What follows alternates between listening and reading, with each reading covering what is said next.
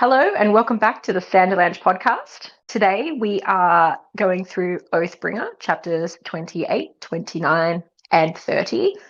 Wherein all hope seems lost for Dalinar. He has a bit of a chat with Taravangian by the fire, and then the Stormfather weighs in and gives Dalinar another option to try to win some people over. Shallan and her guards are trying to catch our killer, our copycat killer, and they walk into a lot more than they bargained for. And Shallan confronts our unknown Spren and seems to win for now, but I don't think that's going to be over in a hurry. I'm Jamie, and with me today is Data and Dak. No Joe today again, just a reminder for everybody. But other than that, buckle up everyone, the Sanderlands is about to begin. Yearnings intertwined, the golden age in ashes once again. Under stirring stars, in the burning shards, kindle fragments of the falling rain. So look to the break of dawn, to the break of dawn. So yeah, 3 chapters. We're almost at the end of part 1 of the book finally. What did you guys think of these 3 chapters? I mean, they were okay.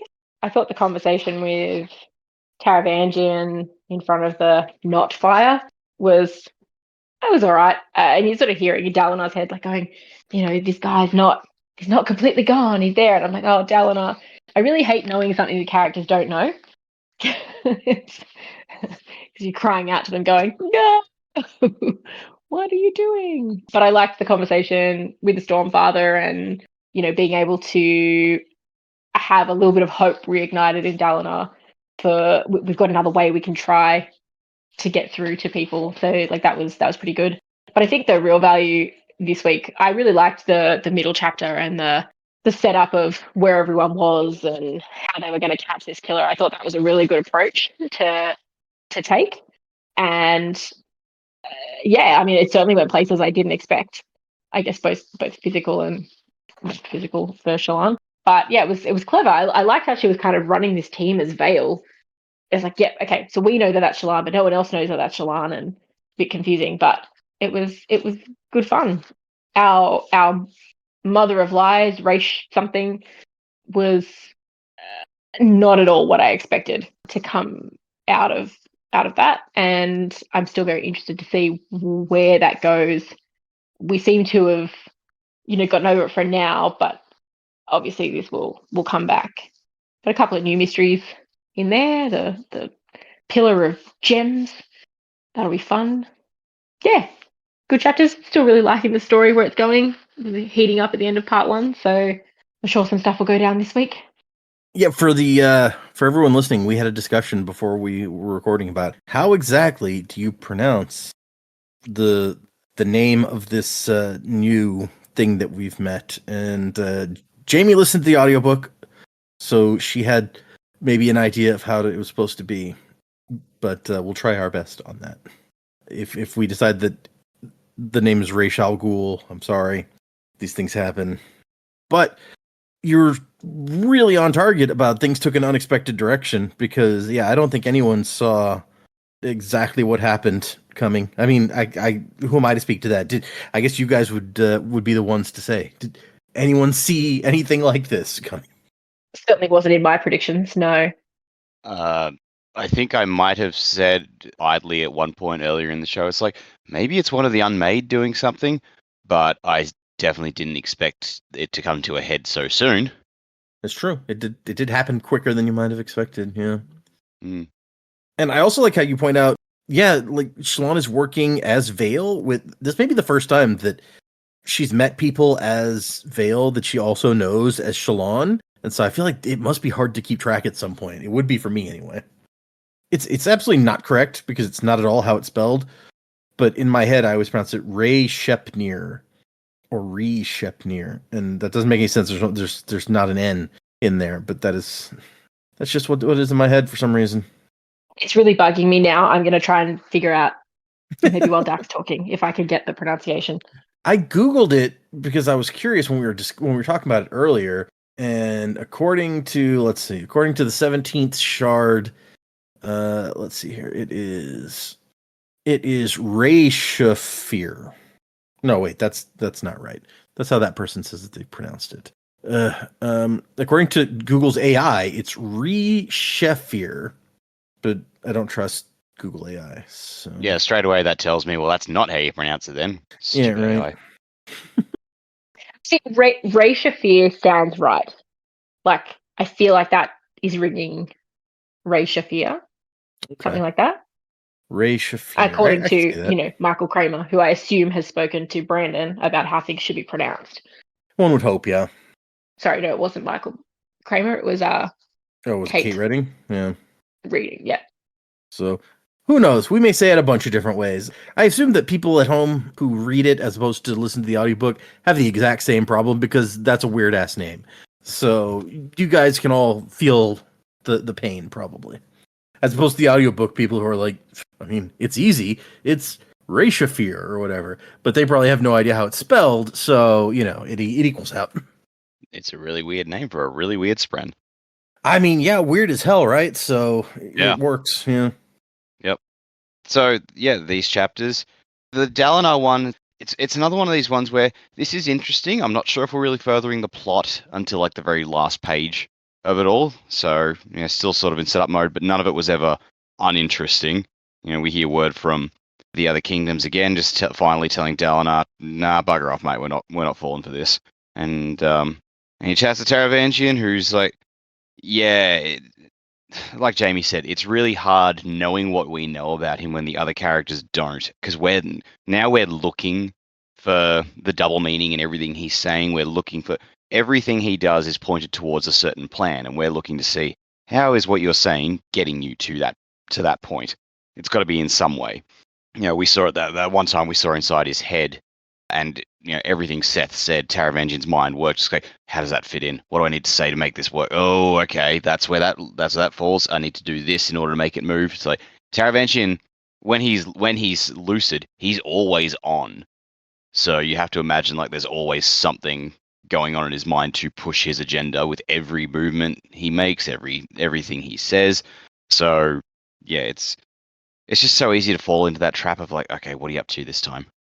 And then, yeah, it turns out once again, Stormfather is just like, I feel like you could have brought all this up a while ago. Oh, I can give the visions to anyone, like things that could have been brought to my attention yesterday. So, yeah, man. Look, I like Stormfather a lot, but man, he needs to open the fuck up. Like, there's no winning if he just keeps holding back info. And then yeah, we get the two Shallan, Vale, whatever chapters, and this did not go at all where I was expecting. I'm like, Shallan's looking for the murderer, going to find more clue. Oh, okay, she's actually following the murderer this time. Okay, that's interesting. Oh, hey, we're bringing backup. This is kind of cool. And then we get down there, and I'm like, what the fuck is this? Yeah, whatever. It just seemed to turn very abruptly. It's like, all right, we're chasing the murderer, we're going to confront the spren, and they turn the corner. And whatever I was expecting is just kind of like, this is just fucked up. This is eldritch shit, which I guess is, the point of the Unmade. I was a bit surprised when Renarin just straight up called her out by name. Ray Sheffier, or I don't even remember what I pronounced it as in my head when I was reading it, but okay, Renarin knows stuff about that.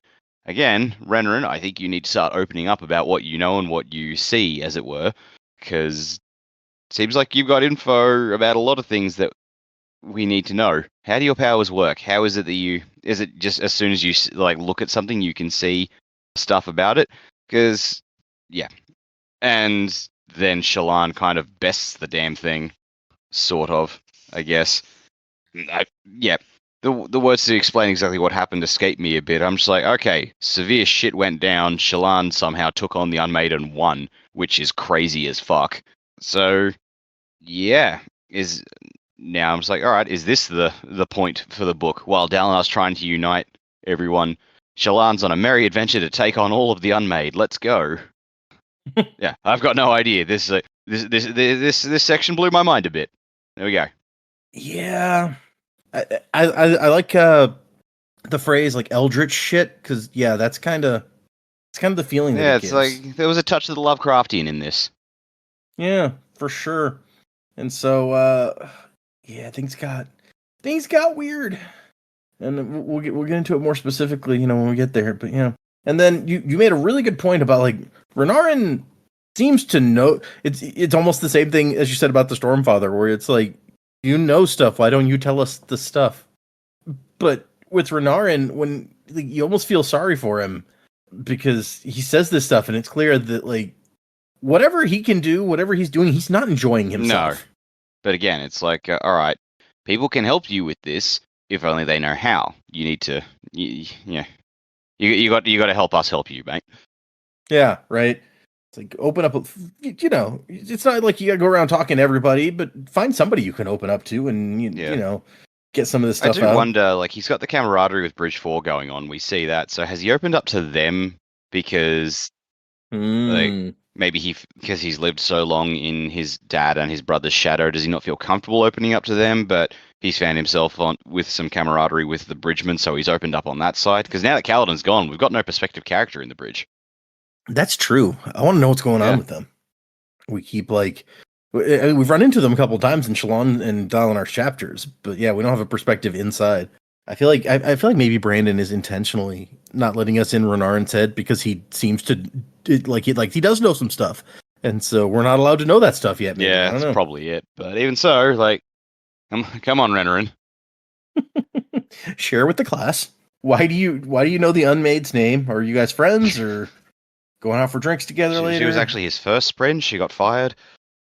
Well, I wouldn't want her to be my friend. I don't think. Yeah, that's some freaky shit. All right, let's do this. Let's get into these chapters, y'all.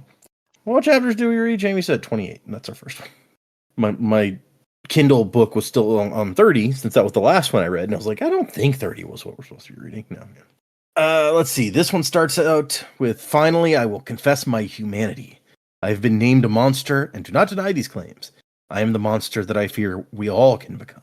So, all right. This is sounding more and more Dalinar, but I feel like that's too obvious. I can see Dalinar. Yeah, people have called him a monster. Sure. Yeah.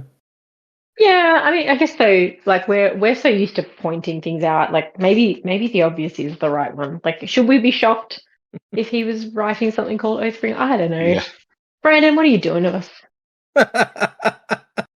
What are you doing, man? So we start out with Teshev reading the latest message from Azir. And they're like, yeah, so we're going to seal off this oath gate and then destroy it. Sorry about that. I know that's not what you wanted, but know the Prime of Azir considers you fondly and looks forward to a mutually beneficial trade agreement. All right.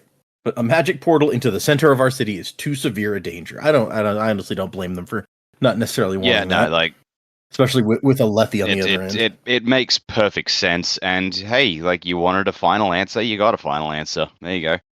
Yeah. And Dalinar's not happy about it, but what can you do? And he's like, well, we still got Thelana and Queen Fen. Let's talk to her.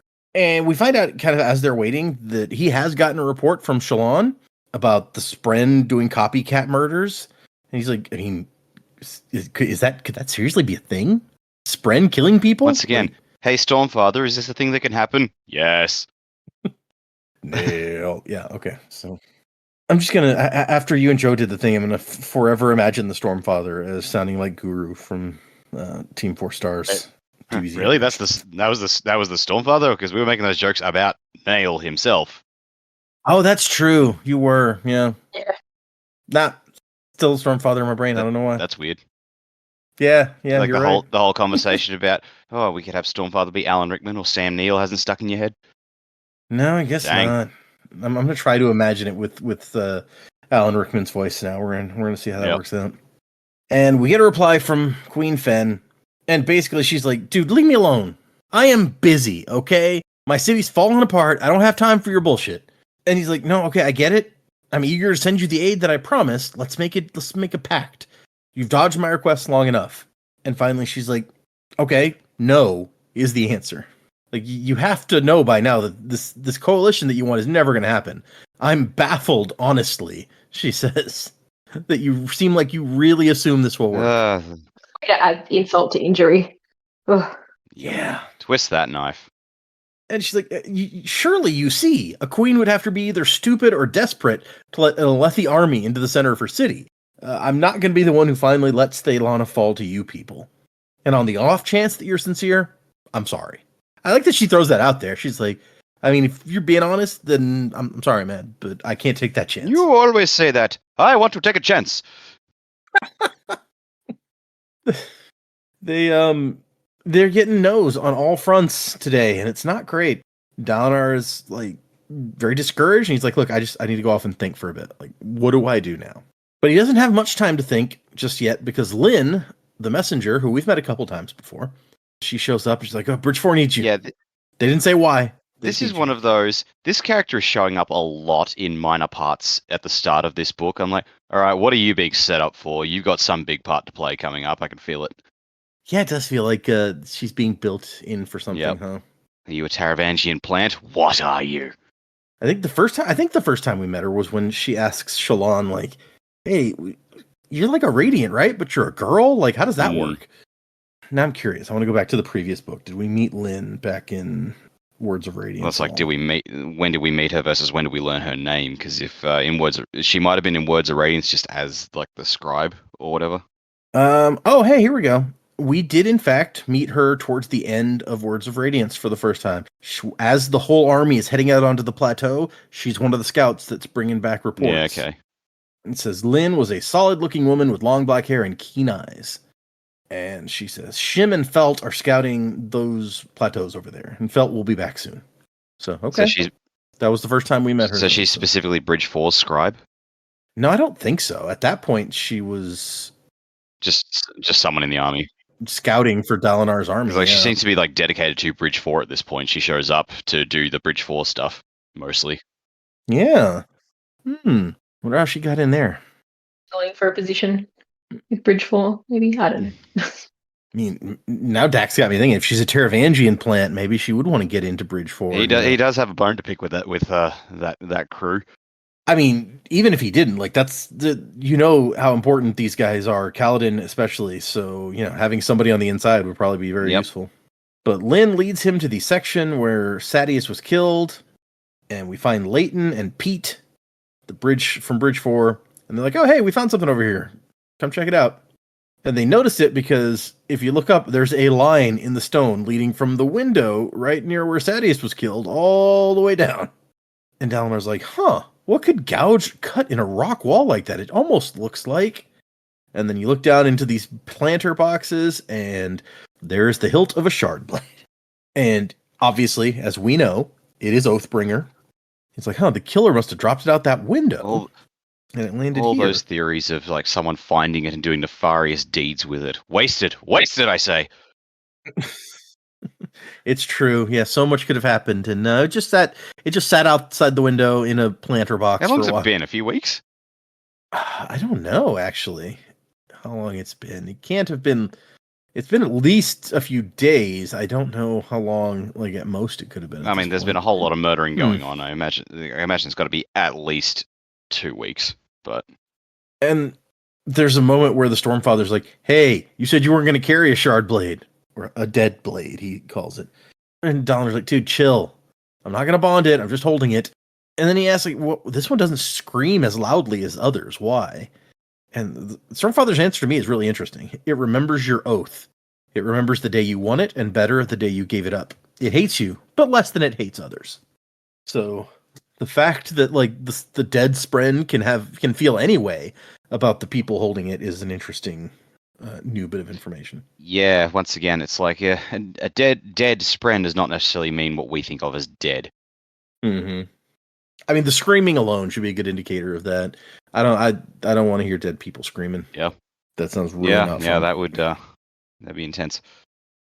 And so Dalinar takes the blade and just starts carrying it all the way through the tower, getting a lot of odd looks, like, why is that guy just walking around with the shard blade out? Gets to the Sadeas section of the tower, walks right into where Iolai and Amaram are hanging out. She's still on her like throne chair, and Dalinar just like puts the shard blade on the floor and turns around to leave. And I was like, "Hey, wait, what's this for? What's this in exchange for?" She says, "No," and he's like, "No exchange. It's yours. My guards found it. The killer threw it out the window, so here it is." And she looks at him and he goes, "I didn't kill him, Ialai." And she says, "I realize that. You don't have the bite left in you to do something like that. Which really, do you need to like make the digs all the time?" They're just from this like that school of thought. It's like you offer as many concessions as you like, you try and meet them halfway as much as you like, and they will just never come to common ground with you. Mm. And then we have Amaram, and Dalinar's like, "I'm gonna see you in judgment someday once this is done." And Amaram's like, "Yeah, I mean, I said you could." And Dalinar's like, "Well, I mean, I can't trust you." And Amaram, just proving what a like piece of shit he is like, "Hey, I stand by what I was forced to do." Yeah. The arrival of the Voidbringers proves that I was right. Oh, this bit, look, we already hated Amaram, but I was not happy when I read this bit. You know, Dalinar calls him out for murdering defenseless men and everything, and Amaram tries to go back, "Oh, well, you know, you killed a bunch of people in the wars." I'm like, yeah, you know what, Amaram? Dalinar never lied about it. He never tried to cover it up. Good point. Yep. Like, you can say, "Oh, I did the right thing as much as possible." Okay, so why'd you hide it then, you jerk? Yeah. Fair point. Yeah, it is. It's a weird comparison to make at all when it's like Amaram like tricked men who were loyal to him into like giving him something valuable and then killed them so that they wouldn't snitch on him. And he's trying to be like, "Well, you fought in wars and killed lots of people." It's like, okay, well, those are two completely different things. Even the Alethi understand it's like, in a war, you kill the enemy. That has nothing to do with killing like your loyal men. Yeah, even Sadis was like, "No assassins." Yeah. Until he then started using assassins. Yeah, well, the mighty fall. But in the last Dalinar flashback we saw, he did in fact kill some of his own men. Not like intentionally, exactly, but he totally did. Very different circumstances, though. Yeah. Like, I'm not saying what Dalinar did was good. I think we've already covered that it was not good. For sure. But yeah, like Jack said, he didn't lie about it, and he wasn't doing it to get something. Like, yes, it was the thrill and it's the glory and all that sort of stuff, but he wasn't doing it to get something or cover up something. Like, he almost got there, you know, with Gavilar, but he's never quite. He was able to stop himself and become a better person. Yeah, like Dalinar's wasn't premeditated. Also true. Amaram really was, yeah. And after Dalinar did it, when he came back to like his senses, he's like, "Oh my gosh, like take care of these guys and their families, okay?" As opposed to Amaram, who's just like, "Nah, I'm gonna say that like they tried to desert, and so we had to kill them." Or no, he actually what he said was like "Oh yeah, they switched sides and attacked me with the shard bearer, so we killed them." And Kaladin, I'm gonna say that you, the guy who saved my life, like you didn't join them, but you didn't try to stop them either, and that's why you're gonna be a slave. Like, this does seem very different. And Amaram ends this thing by being like, "I respect you greatly, Bright Lord. Your life has been one of grand accomplishment, and you've spent it seeking the good of Alethkar. But you, and take this with the respect I intend, are a hypocrite." And, yeah. And this actually, it really gets Dalinar. It's as if he just had a sword rammed through his gut. He leaves, and he goes back to his rooms, and he tells the bridgeman, like, "Go away, I need to be on my own for a while." And then he finds out he's not on his own because Taravangian is sitting like in his room, sitting next to it's not a fire, it's a big ruby, a heating fabrial. We've seen those before. How annoying when you're like, "I just need a moment by myself. I just need some time." And you come in and your visitor's there. It's like, you said he could use it. You're not going to kick him out. But man, I really needed some time on my own. Yeah. But at least, you know, like Taravangian doesn't say anything for a while. They just they just kind of sit there for a bit and stare at the not really a fire. And then, you know, they broach conversation a little bit with just talking about the heating fabrial. Like, it's not quite like a fire. It's got some upsides, some downsides to it. Yeah, your clothes don't stink like smoke afterwards. Yeah, that's got to help, right? Taravangian says, Dalinar Kholin, how do you know what is right? He says, "You've denied the Almighty." And no, I'm not decrying you as a heretic. I don't care. I've questioned the existence of the deity myself. And Dalinar tries to be like, well, look, I think there is a god. I feel like there has to be a god somewhere. And Taravangian's like, is it not our duty as kings to ask the questions that make the minds and souls of other men cringe? And this is when Dalinar starts thinking, oh, like, yeah, there's still some of the old Taravangian in there. And Dalinar tries to explain, it's like, look, I felt something out there. The Almighty, Honor, wasn't a god, just like a powerful creature, but that doesn't mean there's not a god out there somewhere. And when Taravangian keeps pushing, like, how do you decide what's right? Like, if you don't believe in the Almighty as God giving these instructions through Vorinism about what's right, then how do you know? Which, if you'll remember, way back in the first book, is the same thing he asked Yasna. Was like, if you don't believe in God, then how do you decide what's right and wrong? And Yasna had like a ready to go answer. Like, she's dealt with this question before. Dalinar, on the other hand, starts quoting, just like directly quoting a story from the Way of Kings. And for a second, Taravangian's like, what? Because he's just like, on my 60th day, I passed through a town whose name shall remain unspoken. And Taravangian's like, wait, what's going on? And Dalinar has to be like, oh, it's a quote from a book about a king, like, on a journey to Ethereum. I hope this is the only time that I say this, but I was kind of with Taravangian at that point going, Dalinar, you good? Oh, I know where you're going. Okay. You okay there, buddy? Yeah. And so he tells this story from the book about the king, Noadon, came to this city where one of the guys in charge of the Lord's hogs had been killed. And he lived long enough to say that 3 of the other hogmen had gotten together and done the crime. But there were 4 other hogmen. So 3 of them were guilty, 1 of them was not. And of course, each of the 4 is like, oh no, I'm the not guilty guy. And no amount of interrogation can determine the truth. And Dalinar says that, like, this is like a story, a concept, or a question that Noadon revisits several times as you go through the book. He doesn't tell us at first, like, what actually happened, what decision got made in the end. Taravangian is almost without hesitation. Like, you hang all 4. Like, the landlord's job is to prevent further murders, so you can't let a murderer get away. You hang all 4 of them to make sure you get all the murderers, even if it means an innocent man dies. He says, is it not the best good that can be done and the best way to protect your people?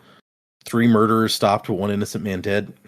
This is very much in line with what we know about Taravangian. You know, he's willing to let some people die for the good of the many. Like, you got to remember, in his head, he thinks he's doing the right thing.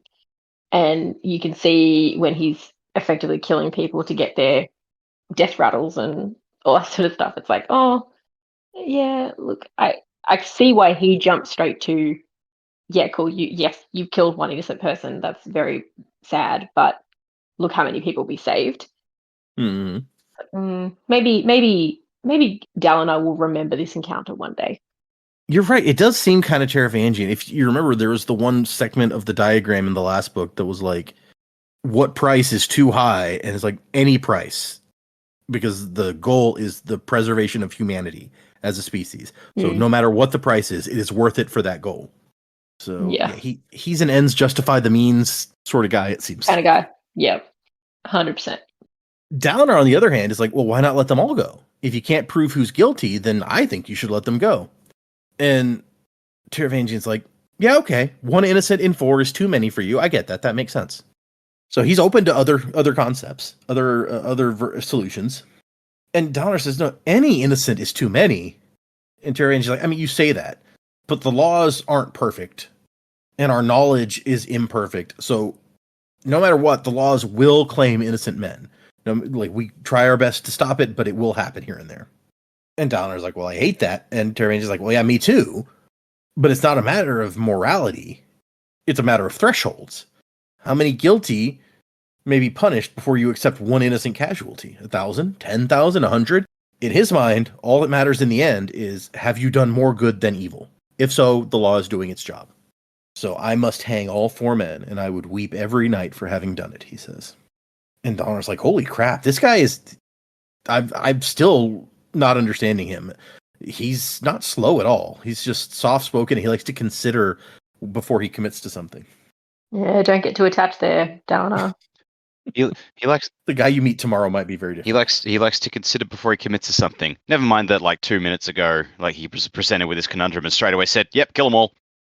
He's already carefully considered his point on the matter because he doesn't. Yeah.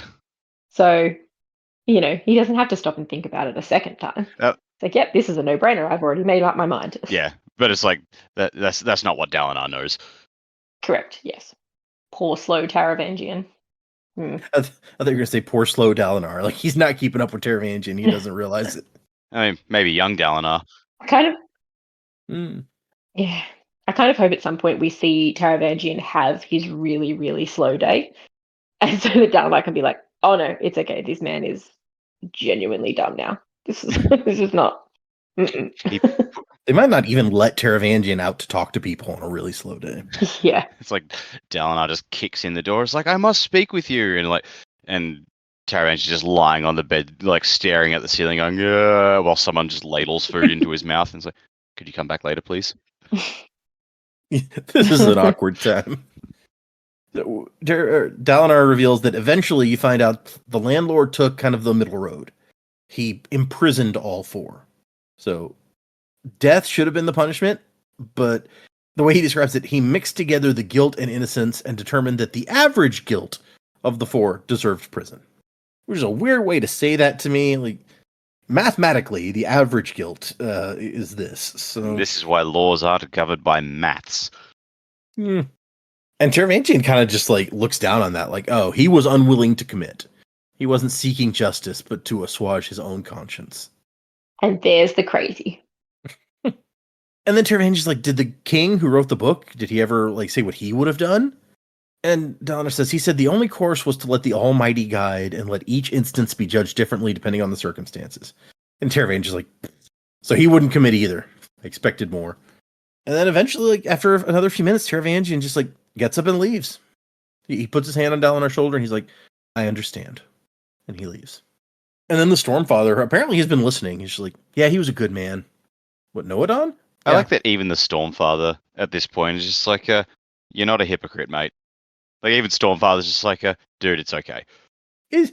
I don't know that I trust the Stormfather to make those sort of like judgments about people necessarily, but it is nice. He's like, hey, man, you're not a hypocrite. It's like the first really nice thing we've heard him say about anyone. It's true. And then this is one of those moments where when you're in the Kindle like me, you see that this has been highlighted a lot. This says 12,000 people have highlighted the sentence that Dalinar says here. He's like, I am a hypocrite, but sometimes a hypocrite is nothing more than a person who's in the process of changing. So that is an interesting sentence. Yeah, I like that. I like that line. Yeah. And so Dalinar's sitting here, now he's alone. He has his chance to think about what he came here to think about. No one is joining my coalition. Do I go to war with other kingdoms in order to save the world? Because I can't do it on my own. And he asks the Stormfather, do you have any more visions of Noadon? Like anything that might help me? I need something. And the Stormfather says, I've shown you all that was created for you to see. I can show no more. And she's like, okay, well, I want to rewatch that one where I met Noadon. Let me go get Navani, and I'll have her record what I say. He's going to try to get advice from Vision Noadon on how to handle things. And the Stormfather's like, oh, do you want me to show her the vision too? She can record it herself that way. And Dalinar's like, wait, hold on. You can show other people the visions? Wait, what? You could do that? I was given leave to show those who would best be served by the visions. And then it says, he paused and then grudgingly continued to choose a bondsmith. So apparently that was part of the goal the whole time with these visions, was he was supposed to pick somebody to bond with, which makes Dalinar like bullying him into bonding. Like it gives it a new light. And then he's like, so wait, can you show these visions to anyone? And the Stormfather's like, wait, during a storm, I can show them to anyone I want. But you don't actually have to be in the storm because of our bond. I can put you in a vision that somebody else is in, even if you're not there. And Dalinar laughs. It's like, you just solved my problem. And he goes, what, the problem from the Way of Kings? The Stormfather was listening to the whole story, apparently. Wait, you know which guy to hang? Like, how did I tell you which guy to hang? That's okay. And he says, no, the bigger one. I've been wishing for a way to meet the other monarchs in person. I think in a coming high storm, Queen Fen of Thaelana is going to have quite a remarkable experience. So Dalinar has come up with a new approach now that everyone has turned him down. How do you? We're not quite to predicaments yet, but I'm curious how you guys think this is going to work out. So I love the idea that these people are already so pissed off with Dalinar that he's now going to turn up in a high storm, confront them. Like, wow. Okay. I mean, can't make it any worse, I guess. No, I know, but I'm like, these people are just like, Dalinar, it's a no. It's always going to be a no. Stop asking us, kind of thing. I'm surprised you don't know this is the answer and you can't see why. And he's like, you know what? I'm not ready to give up just yet. And like, I love it. Don't get me wrong. I'm here for it and I cannot wait to see what happens. But it's funny. This guy again, like, it's like when you get telemarketer phone calls and they just keep calling and keep calling and keep calling and you're like, block, block, block. It's like that. They don't want to talk to Dalinar about it anymore. He's like, you know what? Video call. We're going to do it this way. You don't get a choice anymore. He Professor X'd us. Yeah, right? Okay, related to that, and I guess I didn't wait for Dak to say if he thinks it's going to work, but just while we're on the topic also, we've seen a bunch of these visions. Probably not all of them, because he's had a bunch of visions. But if you guys remember the visions that we've seen so far, if you had to pick one to put somebody else in to try to get them on your side, can you think of which one you would want to put them in? That's a tricky one. No, I don't know. Probably not the one with all like the where he felt like he was being attacked. All the I feel like the conversation with Noadon, was it Noadon?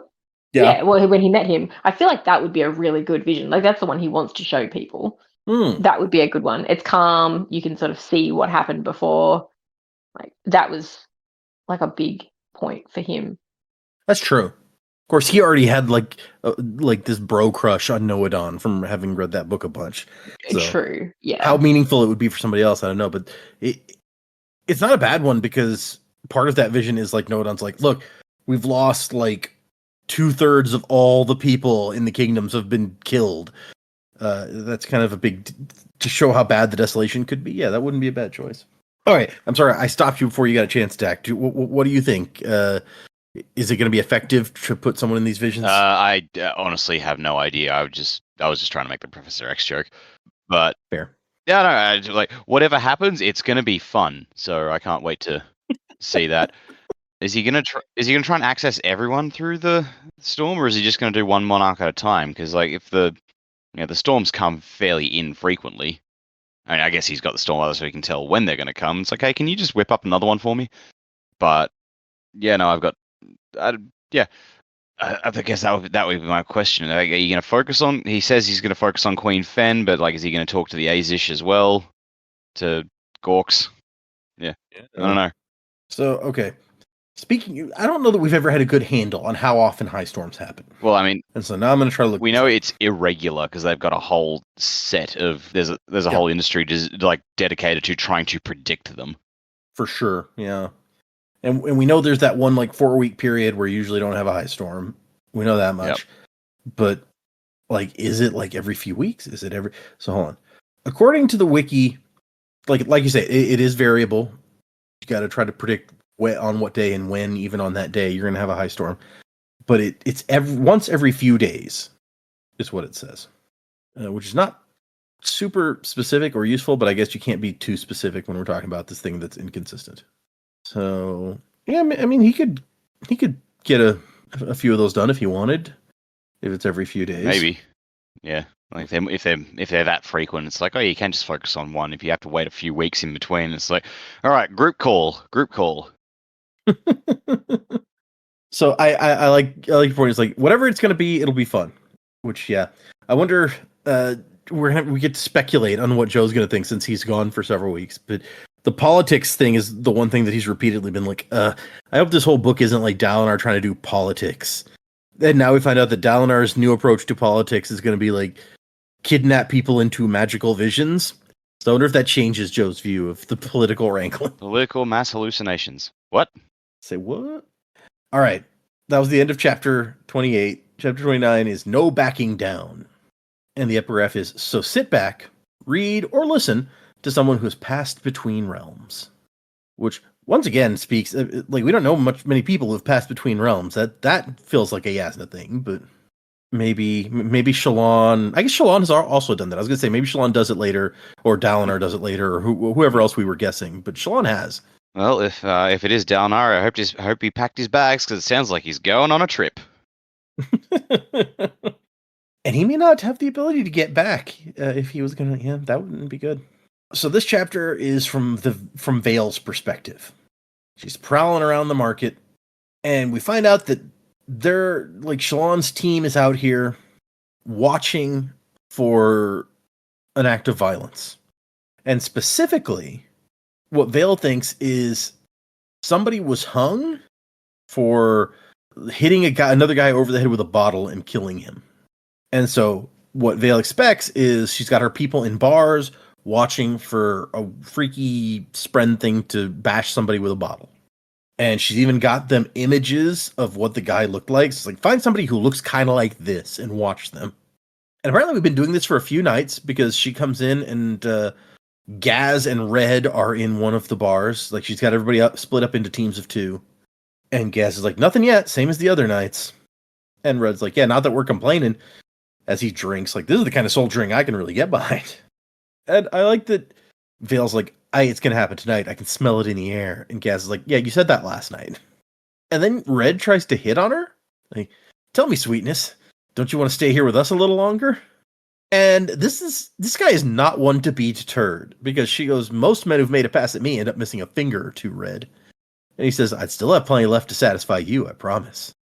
And she's like, does like a double take and then laughs, and she's like, okay, that was a good line, actually. And he goes, thanks. So, and she's like, no, still not interested. And Gaz asks, where did you come from anyway, Vale? Like, I guess we haven't known her. Gaz hasn't known her too long at this point. Shalon kind of sucked me up along the way, like a boat pulling flotsam in its wake. And then Red has a little soliloquy about, like, yeah, she does that, huh? You think you're on your last sphere and your life's over, and suddenly you're the honor guard to a storming radiant, and everybody looks up to you.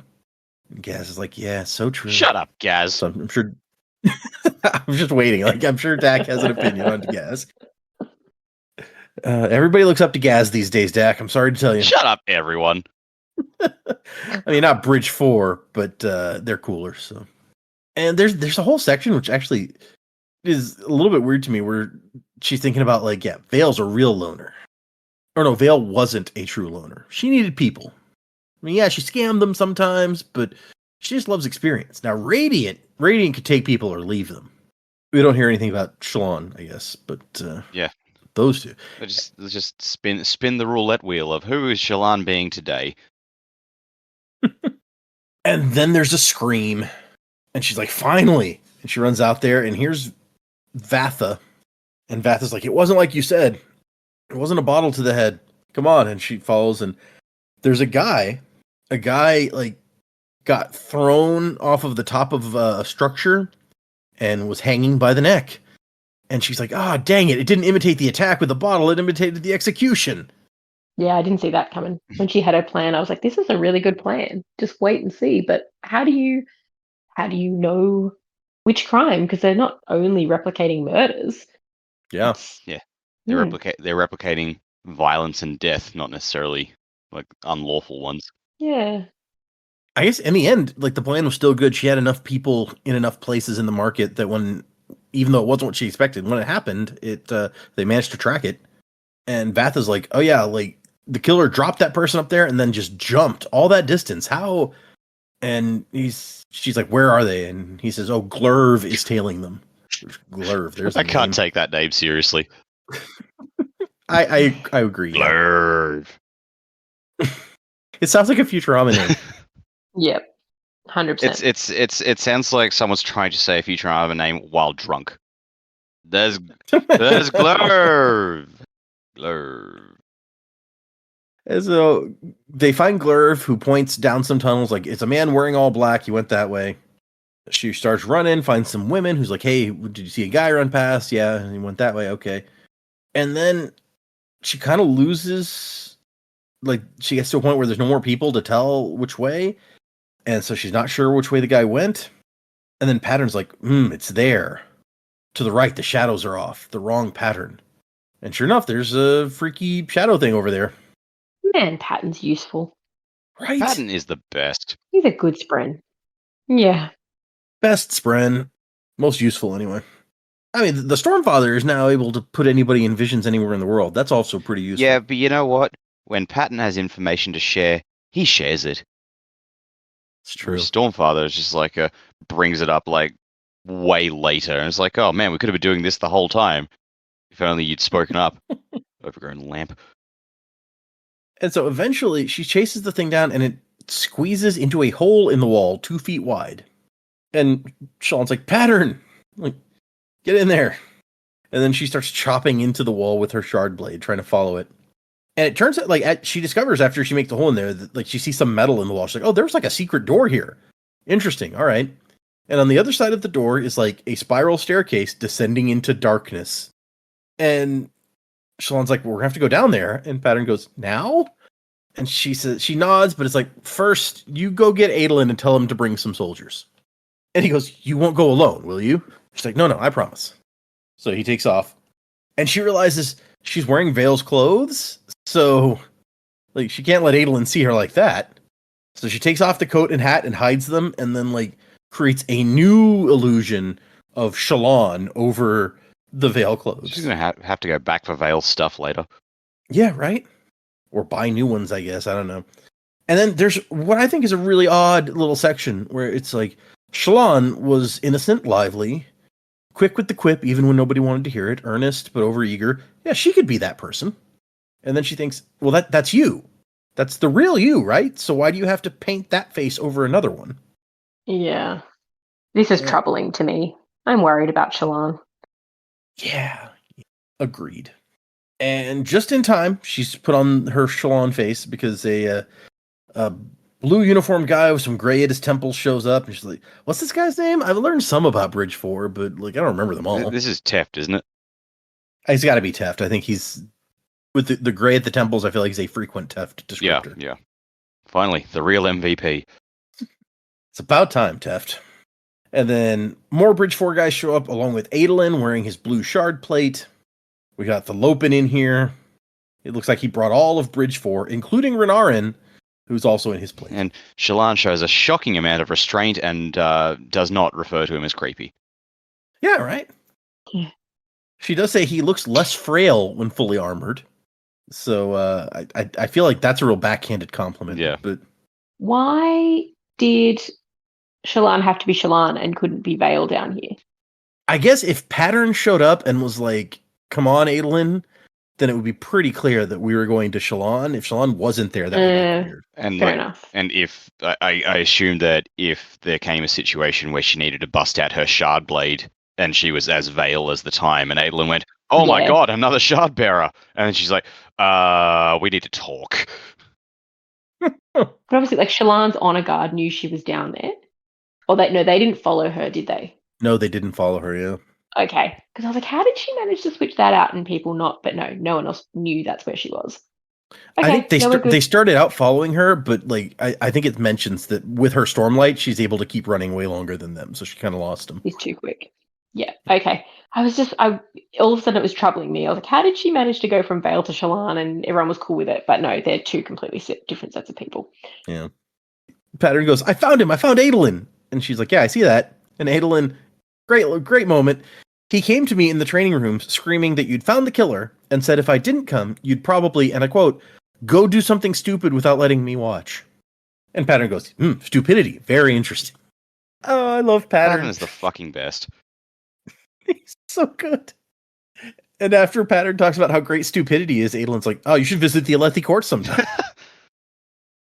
And so Shallan's like, so look, we tracked the thing that's been assaulting people, killed somebody in the market, and came here. And one of the bridgemen's like, wait, thing? So not a person. And she's like, no, it's like a spren, but freaking weird. It imitated a person for a while, but then it became something else, a broken face, a twisted shape. And one of the guys goes, sounds like that girl you've been seeing, Scar. And Scar's like, yeah, haha, how about we toss you in that pit, Eth, and see how far down this thing goes.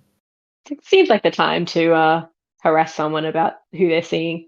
Right, yeah. Why not? Good job, guys. But like, this was a moment I was like, I didn't realize I had missed Bridge 4's banter until all of a sudden we got it back after not having it for so long. I'm like, Oh, I have missed these guys. Even like the ones who like you kind of forget they're there because they're not major characters. I'm like, you guys are fun. It's true.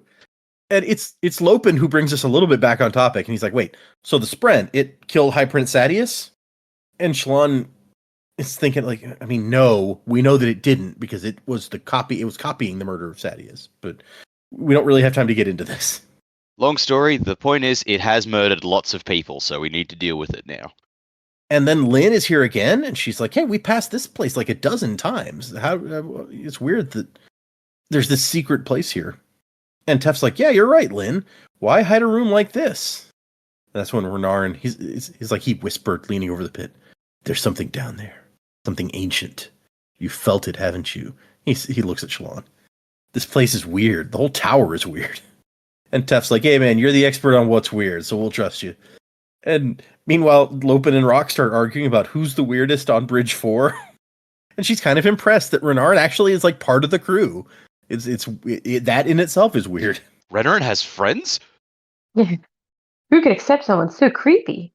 Poor Renarin. There's, yeah, it's one of the Comedy Central Futurama episodes, so you may not have seen it, but there's like they're flashing back to the Professor's first crew, and when Zoidberg was around, and like they all really liked him. So when it cuts back to the present, and Professor's telling the story, Hermes is just like, Zoidberg was popular, and it doesn't matter. I feel like I do remember that. It doesn't matter what part of the story the Professor tells, because it's fairly in depth, and like all this shit went down, and it just cuts back to Hermes going, Zoidberg was popular. To be fair, Hermes is the main one who hates Zoidberg. True. Not that he's popular exactly, but I feel like we get more description of some of these bridgemen from Shallan than we have in the past, because it's like one of the men, a handsome, muscled fellow with arms that seem too long for his body, is like, I assume we're heading down into this awful crypt of terror, and it turns out that's Drahe. Drahe has long arms. That's I guess that's so. an unusual qualifier, but I'll take it. Yeah, it's something. Now Drahe is using his arms as a skipping rope. He has dislocated shoulders to do it. It's very kind of freaky. Ow. Just the picture of that is painful. The Stretch Armstrong thing. So they decide, how Adolin kind of gets everybody into a formation, and we're going to go down these stairs. We're going to figure out what's down there. And Tef tells Lynn, I want you to draw us a map. So stop us if we get too far ahead of your drawing. I want to know the exact line of retreat. I know this is probably because Shallan is a shard bearer, but like drawing the maps was kind of her thing in the chasms. So it's kind of like, wait, we're not getting her to do that? That was my thought too. She's like the best map drawer of all time. But they have their setup in Bridge 4. I guess Lynn must like really kind of be part of the team at this point, like you said. Yep. Also, yeah, Shallan might be on sword duty. Also true, yeah. And so they start heading down into the darkness. And at one point, Teft is like, I just want to remind you that, some of us had some cool powers for a while, but once Kaladin left, nothing. So we can fight, but we're not going to be magicking anything, okay? And Lopin's like, it'll come back, Goncho. When Kaladin returns, we'll glow again good. And Teft's like, dude, shut up. You're real loud. And then Lopin tosses a diamond chip down the hole. And Adolin's like, dude, there might be something down there waiting for us. Don't warn it. But at least it lets them know where the bottom is. Adolin's just like, fool of a took. Yeah, exactly. That was exactly what I had in my head. Yep. I can see Lopin as a fool of a took. Yeah, kind of fits. Fool of a bridge man. Also, we get the name of one of the 10 fools. So I feel like we've heard the 10 fools referenced, but I think we've only gotten one specifically before. This one is Dillid. He ran up a hillside towards the Tranquiline Halls while sand slid beneath his feet, running for eternity and never making progress. Very Sisyphus. Yeah, I was about to say, it's very Sisyphean. They get to the bottom, and there's one exit from here through an elaborate archway. So it's like, all right, well, let's see what's there. And there's mosaics along the inside of the tunnel that they end up in, which is kind of cool. Pictures of the heralds made of 1,000 tiles. Depictions of the Almighty in his traditional form as a cloud bursting with energy. A woman in the shape of a tree, hands spreading towards the sky and becoming branches. Huh, who would have thought to find pagan symbols in the home of the Knights Radiant? So, given that we're told the depictions of the Almighty are traditional, I'm guessing that's not the pagan symbol she's talking about. It is the woman That'd be who... mother cultivation, yeah. I was about to say, it's got to be, right? Like, what else could that be? And then there's murals depicting 10 kinds of spren, so maybe one for each of the orders. She notices one that reminds her of Pattern. Then they find some big old steel doors, and Drahe goes, they're locked. And Adolin has his sword. He's like, I've got the key. And Shalon's like, Adolin, these are artifacts from another time, valuable and precious. And he goes, I won't break them too much. I mean, we're chasing a murderer, right? Someone who's likely to, say, hide in a locked room. And she's like, okay, fine. And she has a moment here where she's like, would it really have been so bad to let Adolin know about Vale? And a part of her panicked at the idea, so she let go of it quickly. All right, girl. Concerning. You, I guess. Yeah. So they go in the first room that Adolin cuts open for them. And like, Adolin, the bridgemen go in. Adolin goes in right behind him. And Renarin's not paying much attention. He's kind of walking a little further down, looking around. And it turns out that they found like a library. A whole bunch of old books in here, but they've all like just rotted away. Very sad. Right? It's like potentially all of this information Yasna was looking for when she wanted to find Eurythia in the first place, and nope, it's gone. Yep. No Beauty and the Beast moment in the library for you, Yasna. I mean, these people still don't know she's even alive. We need to get to that. As they're looking around, Lynn's like, guys? Prince Adolin? Brightness Radiant? Renarin had gone further down the hall, and Lynn had followed him. Renarin's sphere illuminated something in the distance, a large mass that reflected the light like glistening tar. And Renarin's like, we shouldn't have come here. We can't fight this, Stormfather. And the Bridge 4 guys form up with their spears, and then the darkness starts coming. Shapes split from the main mass, becoming figures that stepped as if from the surface.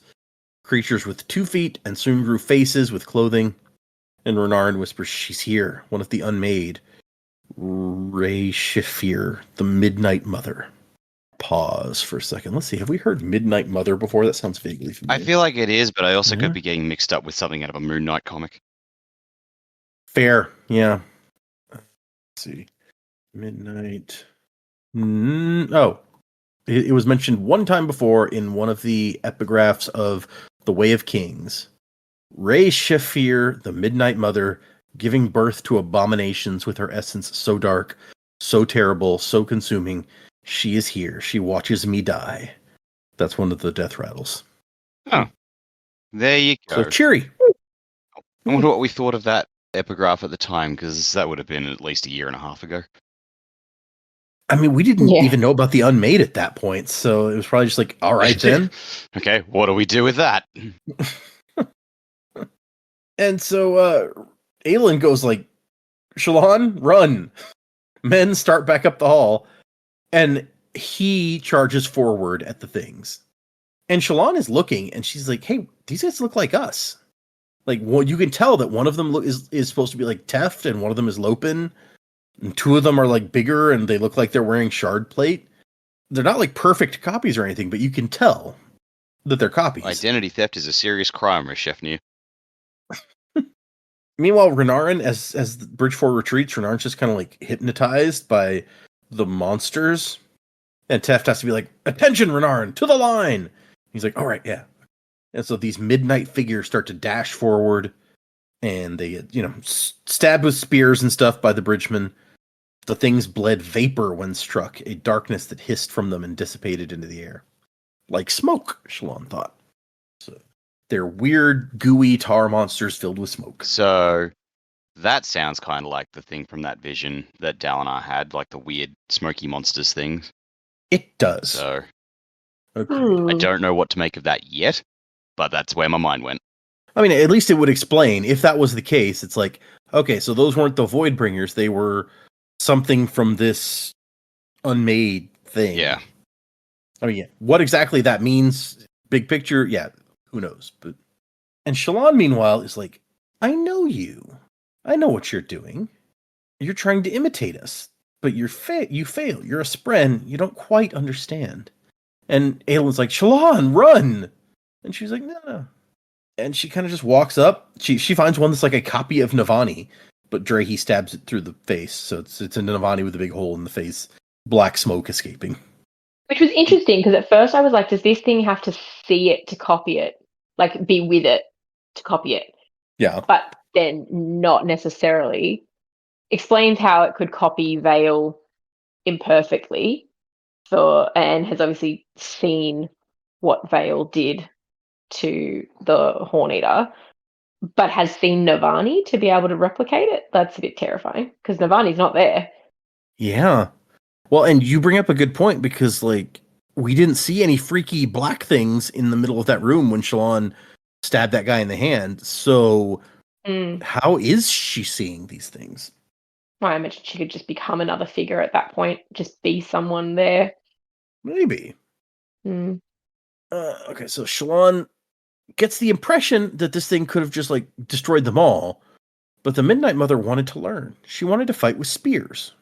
If that was so, however, she was growing impatient. The newer figures were increasingly more distorted, more bestial. And Shallan goes, your imitation is pathetic. Here, let me show you how it's done. And she light weaves up a bunch of people. Just like everyone she's drawn lately, she just starts popping up. That was cool.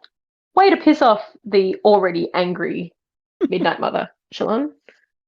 She's like, you suck. Hold on, let me show you. Mm. Yeah, that seems unnecessary a little bit, but...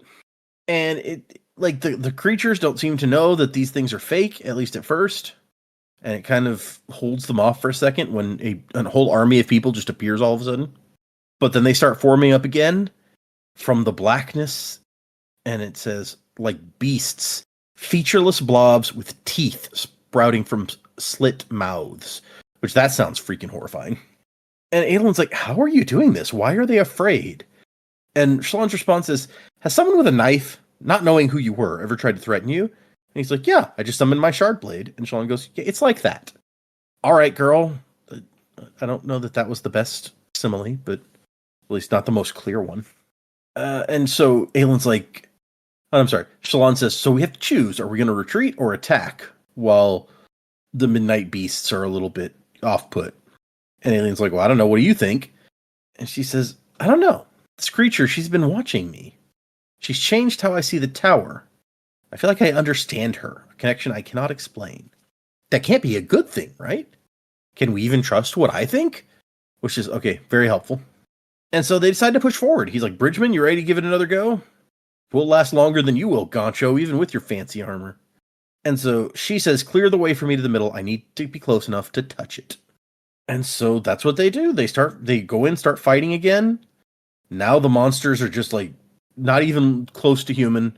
Claws and teeth attacking Adolin and his shard plate. And like in a way that may actually be effective. She thinks they know how to face men like that.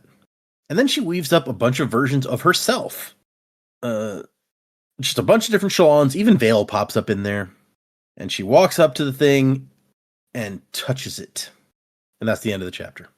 We could have left it there. That would have been a mean place to stop for the week, I feel like. Yes. But the third chapter is real short, so is the epigraph. It just says, listen to the words of a fool. Yeah, this is where I'm just like, okay, this is not Shallan. You don't think Shallan would call herself that? Nope. Okay. Nope. Yeah, I can see that. So Shallan, like, connects to this thing somehow. It's real unclear what exactly is happening here.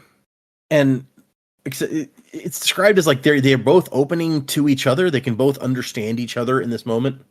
And even Pattern is here in her head. Like, she fears us. Why does she fear us?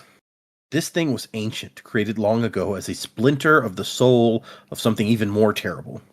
Rey Shafir had been ordered to sow chaos, spawning horrors to confuse and destroy men.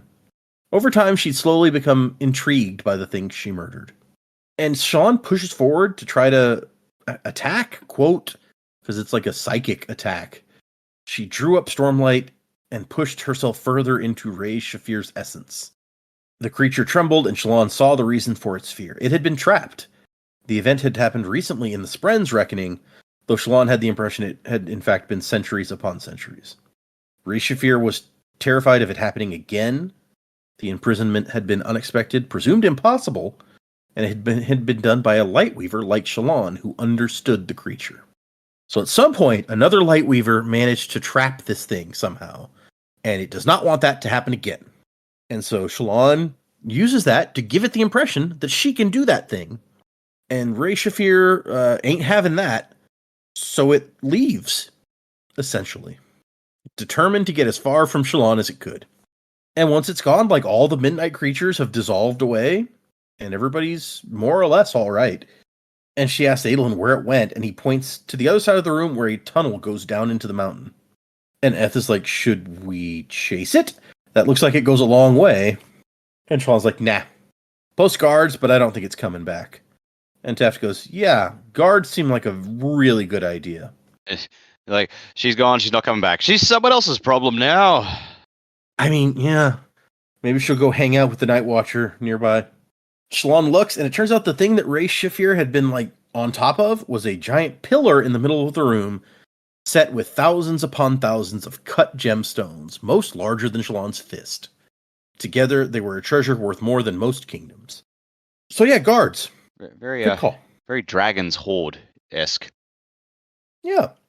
Yeah, I can see that. All right. Moving into predicaments. We are going to read 6 chapters for next time. This will take us through the end of part 1, through the interludes, and then into the beginning of part 2. So let me go through the chapter titles and things. So chapter 31 is Demands of the Storm. Chapter 32 is Company. And then we get interludes 1, 2, and 3. Interlude 1 is called Puuli, Puuli. Interlude 2 is called Elista, Ellista, Elista. Interlude 3 is called The Rhythm of the Lost. And then finally, chapter 33, the beginning of part 2, is called A Lecture. And because we're going into part 2, I will give you guys, as we usually do, the prospective characters listed for part 2. So it says Shallan, Yasna, Dalinar, and Bridge 4. Huh. So do with any of that what you will. Where are we going? That's a broad list of shit. Anyone could be in Bridge 4. What? Okay. Right? So you said Bridge 4, right? Yeah. That's, exciting though. Oh, and Yasna, here for that. 100%, yep. About bloody time. Without flipping ahead, do the interludes list character names as they have in the past? Because, I mean, that one that does, where you didn't give us the character who read it out, but it says the rhythm of something, so I'm guessing that's got to be a listener. Yeah, the first 2 definitely seem to be the names of the characters, but the Rhythm of the Lost doesn't specify. But the page that says interludes has normally had names. Oh! Because I mean, Eshonai's chapters, I think, hadn't had titles as well, but this is the interlude section, still had her name there in the last book. You're right. I completely forgot that the interlude also has those names. So yes, the interludes page does say Puuli, Elista, and Venli. Hey!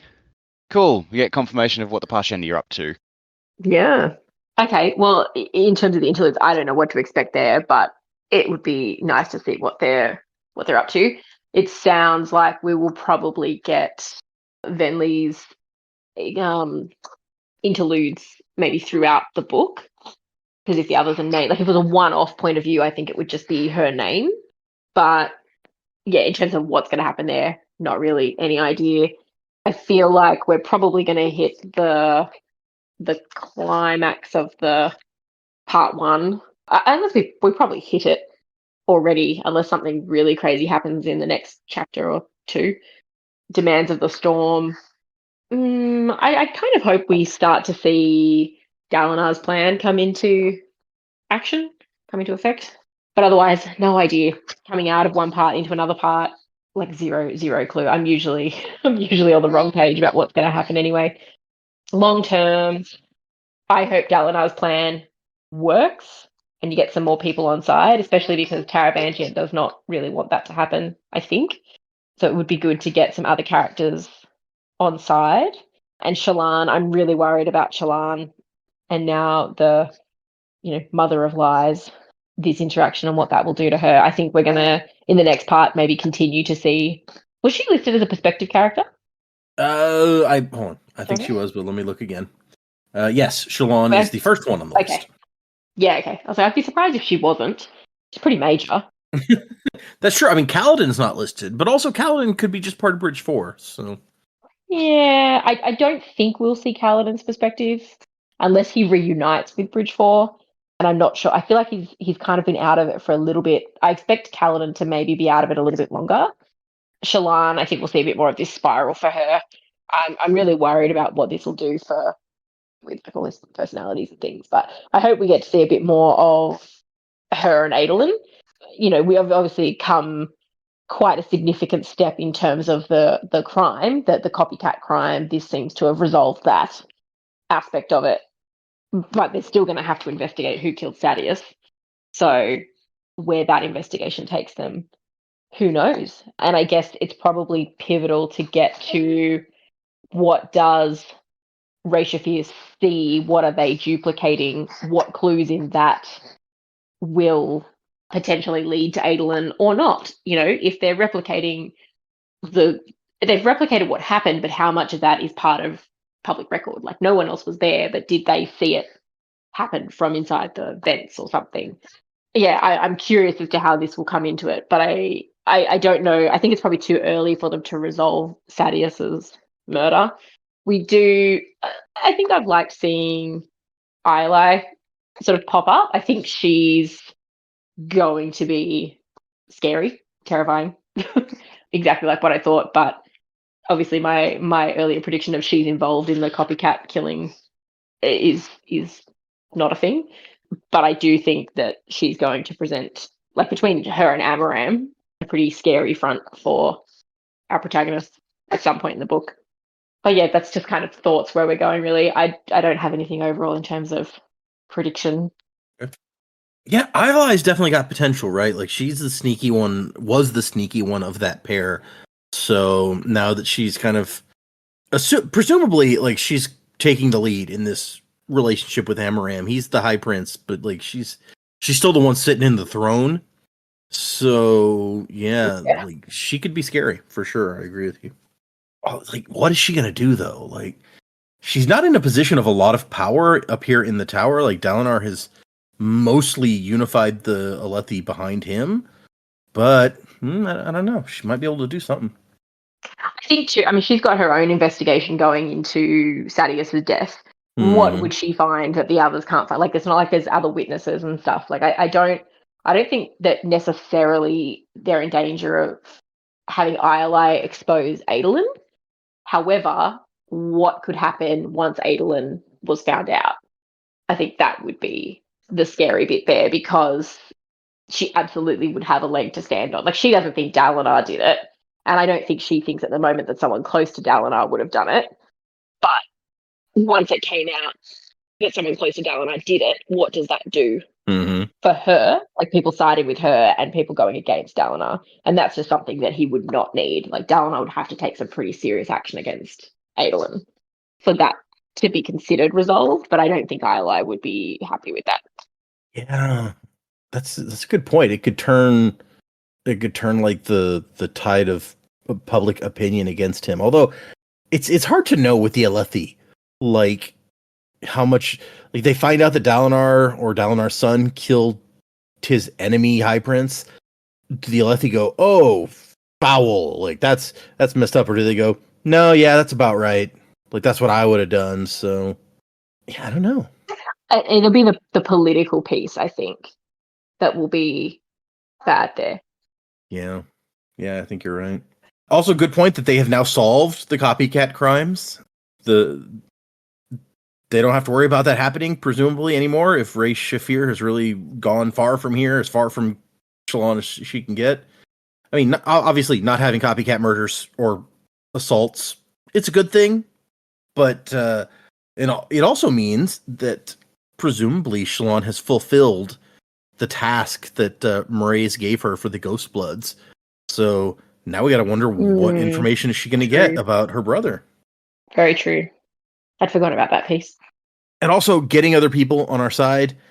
It like Dalinar has been working so hard to try to win over some of these other monarchs. It would be nice to have other people join the team as opposed to Taravangian's the only guy on our side, and we know that he's kind of not.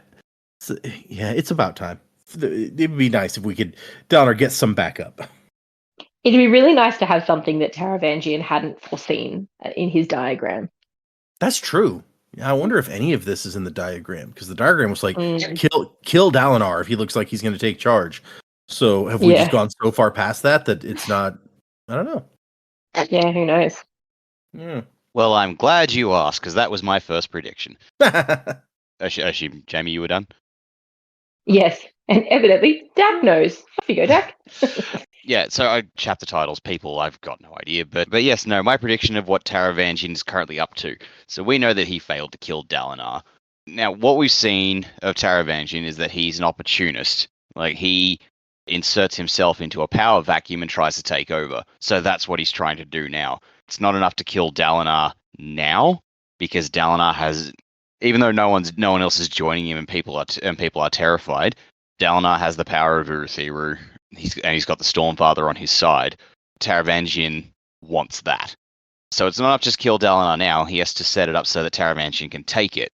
He has to either get Dalinar to put all his trust in him and make Taravangian the guy that he's going to bequeath everything to, or he has to turn Dalinar into the monster all the other monarchs think he is, and utterly discredit Dalinar, so that once Dalinar falls, Taravangian is like the person who can step in and take it for himself. But if he kills him now, he's not going to get that. Alethi politics won't allow it. He might just make Dalinar a martyr. So he has to, he has to wait for his moment to get rid of Dalinar, because he has to take the power that Dalinar has amassed. That's what he's up to. He's going to be the Iago to Dalinar's Othello for the moment. Ooh, Shakespeare reference, nice. Yeah. So that was the first of my things. I've got that and another big swing for this week. So now we've met one of the Unmade in person and seen what they're about, gotten a bit of a description. What I think, so the Unmade, Shallan described Midnight Mother here as pieces of something far greater and worse. So I think that, it's not a reach to say the Unmade are then pieces of odium. I think that they are the pieces that broke off when he was fighting Honor and Cultivation, and I think that's why odium is stuck on Roshar and can't leave. He has to get them back, and he can't do that himself for whatever reason. Oh, okay. So, which I think just makes a nice parallel. Like, Dalinar's on one side getting the whole unite them spiel, and maybe Odium's champion is somewhere getting the same message, but rather than unite the nations, Odium wants the champion to unite the Unmade and bring them all together. Like, Taravangian was keeping tabs on the whereabouts of the Unmade, so he's keeping an eye on, if they're starting to link up, that means a champion of Odium has been chosen and is starting to put them all together. And then when Dalinar or Kaladin or whoever has to fight Odium's champion, that champion is going to have the full strength of the Unmade behind them. Ooh. We don't know that much about what the strength of the Unmade would entail. We know this one definitely has some power, and we've been told that I think the death rattles come from one of them or something. I don't know how helpful that would be in a champion fight, but okay, this is an interesting possibility. Well, yeah, maybe the death rattles, again, with what little we know of Renarin, it sounds as though it might be a corrupted copy of Renarin's power to see things. In the same way that Midnight Mothers is like a corrupted copy of Shallan's power to create things. So yeah, there's 9 of them as opposed to the 10 that Roshar is all about. So that's kind of an X factor. I don't know what to make of that yet. But yeah, the 9 shadows, the Unmade, they all sound like they've got something to do with a corrupted version of the Surge bindings. No idea what the hell the one who makes the thrill is about, what that's meant to be a copy of, but we still don't really know much of what the Surge binders themselves can do. So true, yeah. We haven't even met some of the orders yet, so no. Yeah, who knows? That's a good point. I love this idea that, because you're right, it says that she's like a piece basically broken off of something bigger and more horrifying or whatever than she is. So what other candidates do we have at the moment except for that being Odium, right? Yeah, the only other possibility would be someone else, another one of the shards was here and Odium kicked the crap out of them and scattered their pieces to the wind and they're here, but I don't think that really fits, because then why would just there's a 4th shard that has to do with this world. Chris never mentioned that, and Chris seems to have a tab on like the shards, like in her essays and who's where. So I feel like it would have come up if there was a fourth shard that got the crap kicked out of it here, and Scat and its pieces were like operating as giant spren. So I don't, yeah. It does seem like that we should be informed about that sort of thing. Yeah, it's like it could be ambition, I guess, and maybe that's why Odium's stuck here, because like that fight took a lot out of Odium. But I considered the possibility and then dismissed it. I'm pretty sure these are all just pieces of Odium. Okay. And so if they are pieces of Odium, yeah, the idea that like maybe Odium needs these pieces back somehow, that creates a real interesting dynamic. That, like you say, like there could be a whole other situation happening with like Odium's champion right now is out there needing to unite something on the other side, and we have no idea. Like that could be really interesting. Yeah. And then it's a very logical thought. We were told Taravangian that I think one of the things we saw was like, you need to become king of everything. And so the idea that it's like, he can't kill Dalinar now. So let's get Dalinar set up, and then we'll just, once he's king of everything, we'll just take it. Yeah. And then we'll have accomplished our goal. So that's a good thought about Taravangian's potential plan here, because at the moment, we haven't seen in Taravangian's head in a while. We don't know what he's thinking, showing up here and joining Dalinar's coalition. That's a good possibility. Yeah, I mean, it's like what he did for Yaakoved, but on a grander scale. He set everyone against each other. There was massive chaos ensued, and then he showed up to be everyone's hero, who was then welcomed as the savior, and he became king. He's trying to do that just on a larger scale here. Set up the dominoes so that Dalinar will fall somehow, and then Taravangian's like the other king who was there, the king who listened, the king who cared, and he can just take over from there. I guess that would be like, yeah, you're right. That would be very similar to the way that he already arranged things previously. So, yeah, okay, that makes a lot of sense. All right, let's do a couple emails. We got a bunch today, and then we'll keep saving our new patrons. I don't even know if we have any new patrons this week. If we do, we will continue to save them for when Joe comes back. Let's see what we got here. This one's from Jamie, not our spelled completely different Jamie. Yeah, I didn't email in. I was like, why would you? One of these days, I'm going to pull up an email, and it is going to be from one of you three, and it's going to be very confusing for everyone. I'm just thinking I might do it and just be like, hello, it's me. Or I'm going to email in. That would be good. Let me read my own email. This one is titled Episode 239, which was, we read chapters 18 through 20 on that one. So it was like 3 episodes ago, something like that. It says, "Hi, Data. I know you can't read this aloud just yet, but WTF, Joe?" And then in quotes, "Oh, maybe there's a Urithiru Spren killing people like a copycat?" Paraphrased.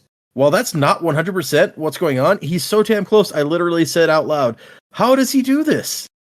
Anyway, when you get to the reveal, let him know his prediction blows the minds of at least one reader who just blasted through the books." So, I mean, we just hit that. How could I not, like, bring it up even though he's not here? So, yeah, we'll let him know also. Just forward the email to him. Oh, yeah, there you go. That's a good idea. But I mean, like, doesn't that happen to us a lot? We get so close, and yet we just miss the mark. Yep, I feel like that does indeed happen a lot. I guess you would know. I should know, right? Yeah, if anyone. This is from Matthew. It says, "An attempt to help with scaling. Hello, Sanderlanche crew. I emailed once or twice before, but I don't really think they were emails you'd remember at this point. It's just been so long. In your Oathbringer episode for chapters 21 through 24, I noticed that some of you mentioned that Elantris was a whole city, but Urithiru is a tower. I wanted to hopefully put some size in perspective for you. I don't think any of this is really a spoiler, since it's just about the size of the place, nothing about its origins or mysteries or anything. Urithiru is massive, like far bigger than any structure on Earth. It has 10 semicircular tiers, getting smaller as they go up. Each tier has 18 floors for a total of 180 levels. It is estimated at being around 2,700 feet tall at about 15 foot per story. But that's us doing the math, not someone in universe. Each of the tiers has a large space that's supposed to be big enough to use to farm, though how they do that at this elevation on flat stone isn't really relevant to our current discussion. The newly growing market area is in one massive chamber big enough to house merchants from all of the war camps in one space, and still big enough that it has back alleys and multiple shady bars. Urithiru's lower tiers are very wide, and even as they get taller, they are still wide in diameter, though Brandon doesn't give us specific numbers. And square footage, lest a bunch of Cosmere fans try to build their own Urithiru in some mountain range or something. The whole tower is completely sheer on the east side from top to bottom, so it's not fully circular, but it is still huge. I've attached an image comparing it to the size of modern buildings, which I will share with you guys, so it gives you an idea of this scale. Copy that and into our chat, which is in this window. So there is Urithiru compared to stuff like the Burj Khalifa and the Great Pyramid of Giza and things like that. I feel like we talked about Urithiru was bigger than we were sort of giving it credit for, given the whole market situation. But I think the thing that tips me off is like, oh yeah, this is bigger than I thought, was the fact that there's 18 floors per tier. I don't think I knew that. That may be something that comes in somewhere else. I don't know if it said that yet. That may be, I guess, what you could call a spoiler, but I don't know that it's relevant enough to the. It's just the size of the place. I wouldn't call that a spoiler. Yeah, no, I wouldn't either. That's why I read it. So yeah, but yes, it is quite large. It looks like it's like 4 Great Pyramids across in width at the bottom level. That's pretty big, and maybe slightly taller than the Burj Khalifa, according to this picture. It's a chunky tower. So yeah, big old place. Matthew's email ends with, keep up the pod. I always look forward to the next one. Life Before Death, Matthew. So thank you, Matthew. That was very helpful. We'll save, we got a few more, but we'll save it for another time. That's all the emails we'll do today. If anyone wants to send an email, the address is thesanderlanch@gmail.com. Find us on Instagram and Patreon, where I'm still reading I almost said War and Peace. Wind and Truth. Oh, jeez. Still reading through Wind and Truth, reacting for the first time. So check out our Patreon if you're interested in hearing me ramble about my theories and as I'm reading through Wind and Truth. Some of them are wild, and some of them are right on target. And when we I am absolutely a person who I remember my predictions because I'm sitting here talking to myself. There's not that much to get confused with. And when we get to them and I totally called something right way ahead of time, I'm like, ha, I got that.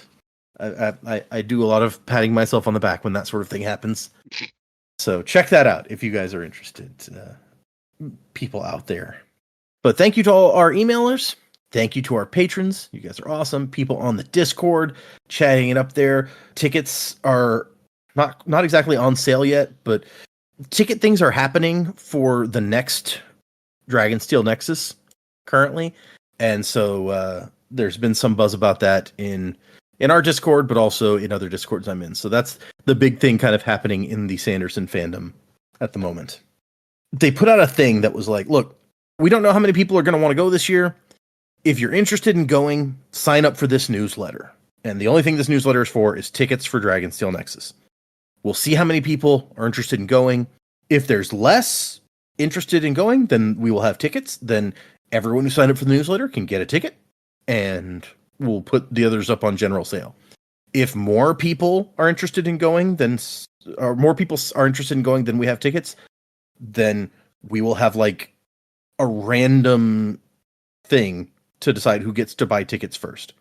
So that was last month, I think, that came out. Then people signed up for the newsletter. We found out that there was apparently well more people interested. We don't know the numbers, but there was way more people interested in going than they have tickets. So this week, as we're recording, they sent out emails yesterday saying, if you get this email, you are in wave 1 on Monday. So yeah, they sent out the email Friday. On Monday, between this time and this time, you can go and buy up to 4 tickets. We don't know how many people got that wave 1 email. If you weren't in wave 1, you got an email saying, sorry, you didn't make it in wave 1. Good luck for wave 2. But I luckily did get into wave 1. So I am planning on going this year. In one of the Sanderson Discords I'm in, they had a poll, and it came out like 80% almost did not get wave 1 emails and 20% did. So I don't know how representative that is of the randomness of the thing on the whole, of how many people versus won it versus got it. But it looks like there may be a lot of people who did not get into wave 1. And so there's hopes that wave 2, there will be lots of tickets available also. But anyway, So that's where we are this week. I'm ready to buy my tickets on Monday so that I can head back to Dragonsteel Nexus. So I just bring all that up because I know people have said before, it's like they get to feel like they're involved in the fandom, even if they didn't discover it until after this came out, to hear about the things going on. So that's a little snapshot of that. Yes. Thank you all. Thank you everybody out there who comes every week and listens to us talk about this stuff. Remember, we are doing 6 whole chapters for next time, 3 chapters and 3 interludes. So chapter 31 through 33, going right into part 2. And hey, you guys will even get a preview of the new epigraphs, since we're moving away from the Oathbringer preface quotes. Oh, yeah. As we move into part 2. So everyone will be happy about that, right? We might get some information about something. Yeah. Maybe information. That'll be nice. But yes, so 6 chapters next time. If you're reading along, read those 6 chapters. Music by Miracle of Sound. And Wasing to the Time of Next. Colo, P.S. Fasher. Crab at thee. Coronas wide, supernovas die, fractured in the fateful fall of man. Feel the heart raging of a strength unseen, unity will bring the upper hand.